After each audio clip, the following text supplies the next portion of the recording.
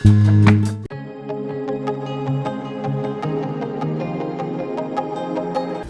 છો મિત્રો? ગુજરાતી દેશી રસોઈમાં આપનું હાર્દિક સ્વાગત છે।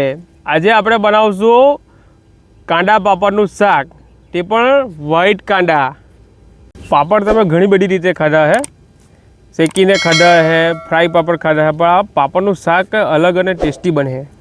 ચાલો તો આપણે બનાવીએ।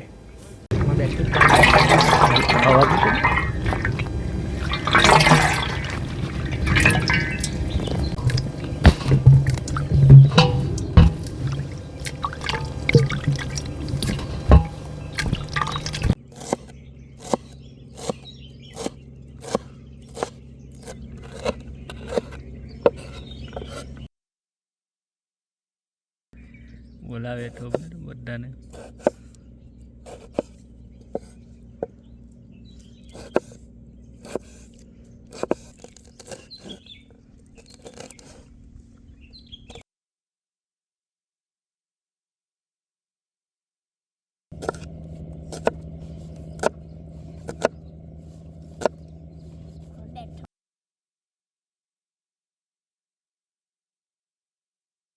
ચાલો કાંદા પાપડના શાક સાથે આપણે રોટલી બનાવું। એના માટે પહેલાં આપણે લોટ લઈ લઈએ। બધા કાંદા આપી દે ને બધું આમાં આમાં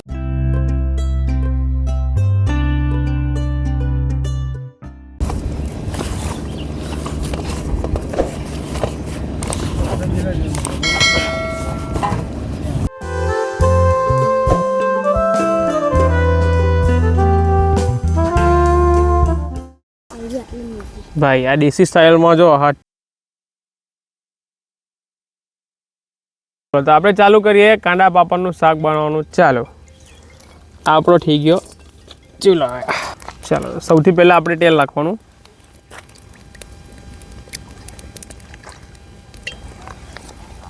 તેલ થઈ ગયું છે રેડી, તો આપણે એમાં પહેલાં વ્હાઈટ કાંદા નાખવું। જોયો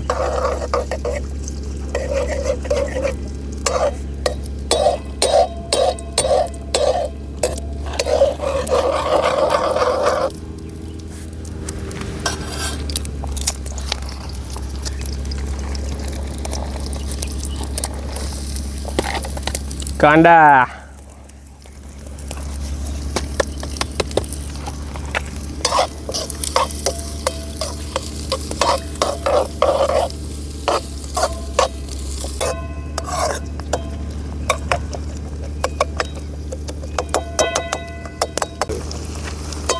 જો આ થઈ ગયા છે આપણા કાંદા રેડી। તો એમાં આપણે ટામેટા એડ કરશું। આ ટામેટા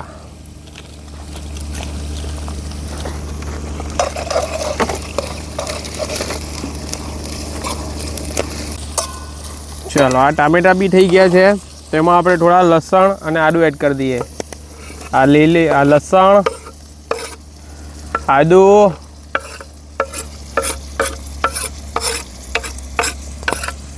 સ્વાદ અનુસાર મીઠું મરચું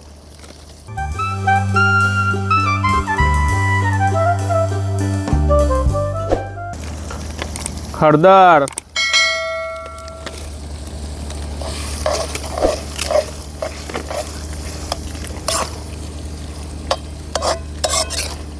ફટાફટ લો।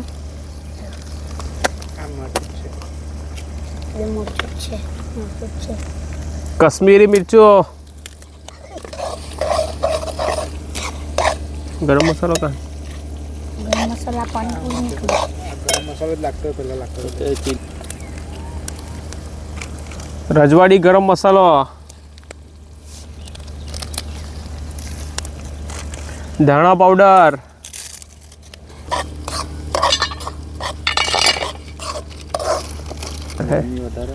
લીલા મરચા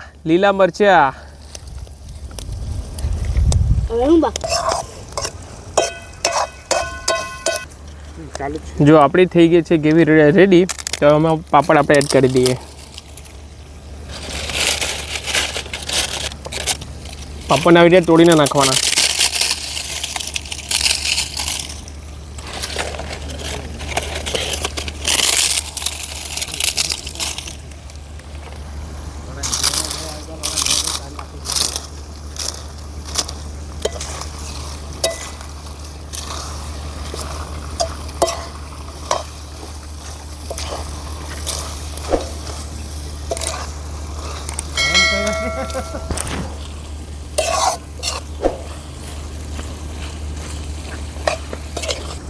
કાંદા પાપડનું શાક થઈ ગયું છે રેડી, તો આપણે ઉતારી લઈએ.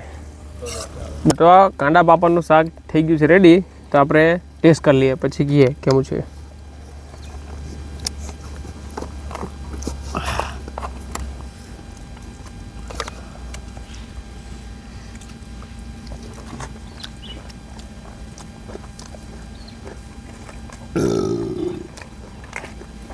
સરસ બનેલું છે, બરાબર. તમે પણ ઘરે ટ્રાય કરો. આજે અમે આવ્યા છે દેશી રસોઈને ત્યાં.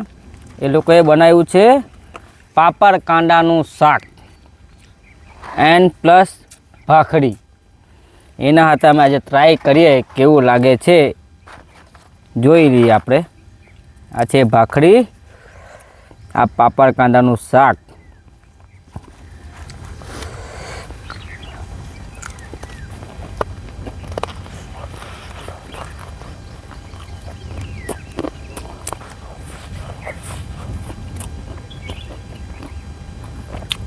એક નંબર